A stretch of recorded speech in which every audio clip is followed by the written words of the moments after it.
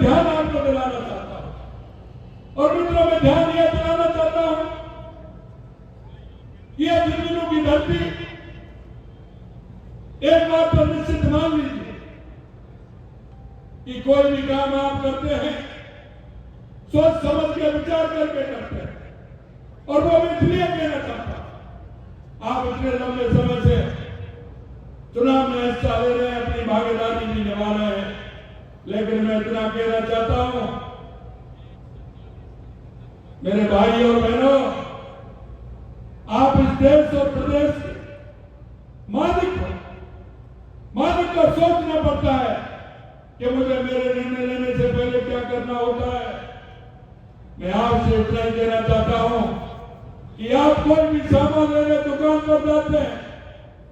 आप बड़ी देखभाल करके लाते हैं, बड़ी समझदारी से लाते हैं,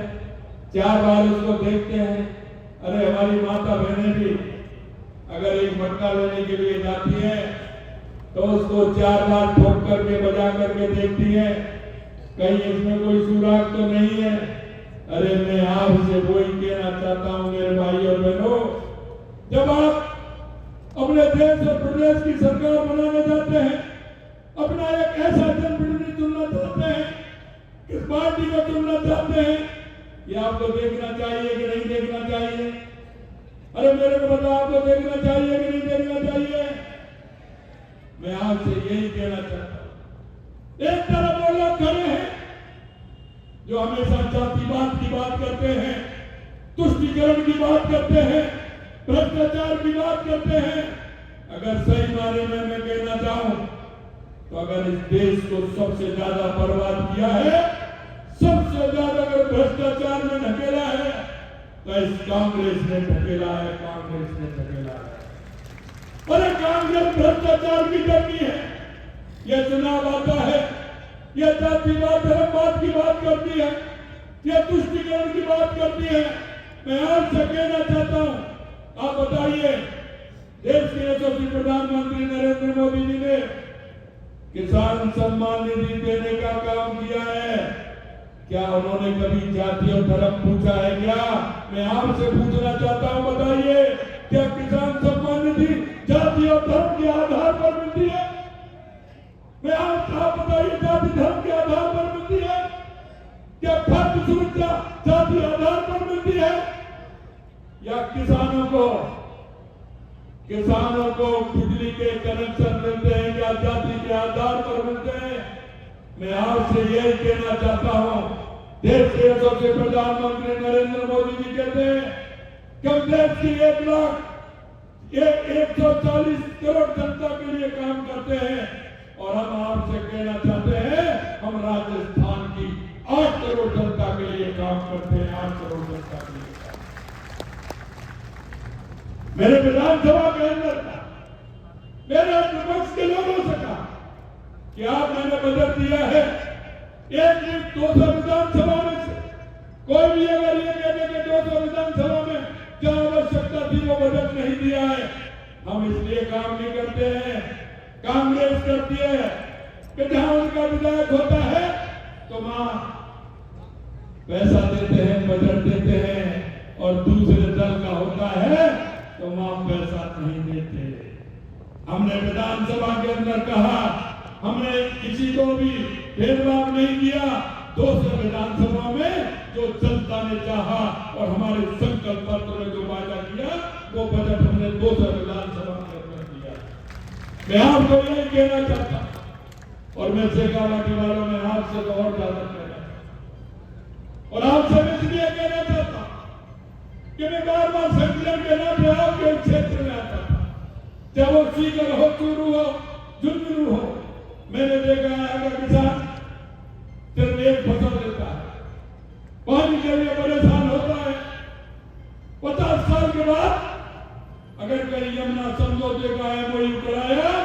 तो भारतीय जनता पार्टी की सरकार ने कराया, जिससे मेरे शेखावाटी के लोग, मैंने पहले भी कहा था, कांग्रेस की तरह जुम्मेवारी तो नहीं करेंगे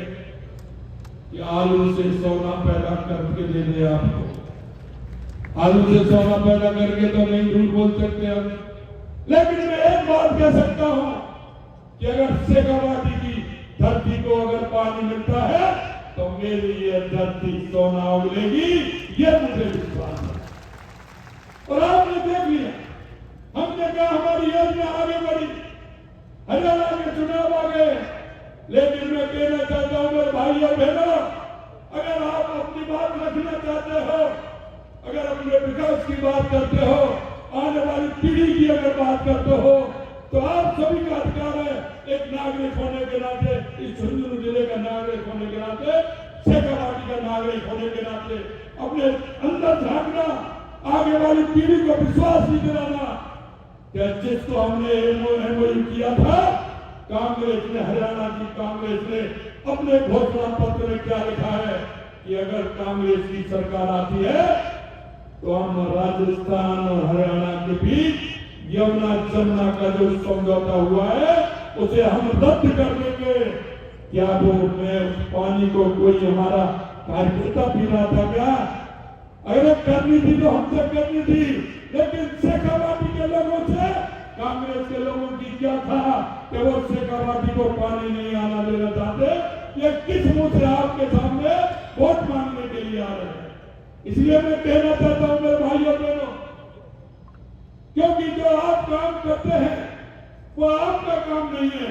वो आने वाली पीढ़ी को भी आपको जवाब देना है कि आखिरकार शेखावाटी में आप लोगों ने क्या करवाया, आपको किस राजनीतिक दल को चुना जिसने सपने दिखाए थे, झूठ बोल करके वोट दिए थे, क्या उन्होंने किया? क्या ये आपसे हिसाब नहीं मांगेगी आने वाली पीढ़ी? मैं आपको विश्वास दिलाना चाहता हूं मेरे भाइयों बहनों, और मैं स्पष्ट तौर पर कहना चाहता हूं, हमने 10 महीने हमारी सरकार को हुए, हमने जो संकल्प पत्र में वादा किया है, हम दिन रात मेहनत करते हुए, हमारी जो टीम सामने बैठी है, हमारे कार्यकर्ता जो बैठे हैं, मैं आपको विश्वास दिलाना चाहता हूं, हम गरीब को गणेश मान करके पूजा करते हैं, हम पंडित दीनदयाल उपाध्याय के अंत्योदय की योजना को लेकर के आगे चलते हैं। और हमने इसलिए कहा आप 10 महीने के अंदर हमारे कामों को देखिए, उसको परखिए। हमने कहा कि युवाओं ने जो सपने देखे हैं, हम झुंझुनू के युवा के बारे में जानते हैं, सुबह और कई जिले का और कहीं का युवा कुछ करता हो, लेकिन मेरे शेखावाटी का युवा सुबह 4 बजे सड़कों पर दौड़ता है, 4 बजे सड़कों पर दौड़ता है, उस गांव की गलियों में दौड़ता है। मेरी बहनें पढ़ती हैं, उनके अंदर करने की इच्छा है, और उस इच्छा की जो उनकी इच्छा है, उस इच्छा के अनुरूप भी हम काम कर रहे हैं, उनकी भाव और भावना को देख करके हम काम कर रहे हैं। हमने युवाओं से वादा किया, हम सरकारी तौर पर 4 लाख भर्ती करेंगे, लेकिन मैं आपको कह के जा रहा हूं, 4 लाख तो हमने कहा है, 1 लाख भर्ती हमने इस साल कहा है, पहली साल में करेंगे। 33,000 को हमने नियुक्ति पत्र दे दिया, और अब देखते जाइए कैलेंडर भी निकाल दिया, और कैबिनेट ने 90,000 वैकेंसियों को हमारी कैबिनेट ने स्वीकृति करने का काम भी किया। और अभी आप हमारे माननीय प्रदेश अध्यक्ष जी कह रहे थे